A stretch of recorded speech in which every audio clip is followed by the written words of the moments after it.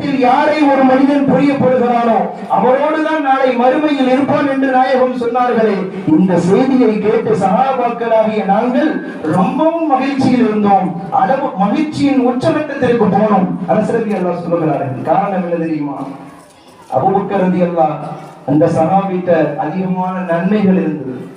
Umar ரலியல்லாஹுவிடத்தில் நன்மைகள் இருந்தது. உஸ்மான் ரலியல்லாஹு அலி ரலியல்லாஹுவிடத்திலே நன்மைகள் அதிகமாக இருந்தது. அதாவது அபூபக்கர் ரலியல்லாஹுவினுடைய நன்மையை பற்றி சொல்ல வேண்டும் என்றால் ஒரே ஒரு வரலாற்றை சொல்லலாம். ஒரு தடவை ஸல்லல்லாஹு அலைஹி வஸல்லம் ஆயிஷா ரலியல்லாஹுவினுடைய மடியிலே படுத்திருக்கிறார்கள்.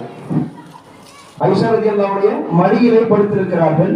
மேலே கூரைகள் இல்லாமல் இது போன்று வானங்கள் தெரிகிறது. ஆயிஷா ரலியல்லாஹு பெருமானார மடியில வச்சுக்கிட்டு வானத்தை பார்க்கிறாங்க. வானத்தை பார்த்தா நிறைய நட்சத்திரங்கள், அதாவது லைட்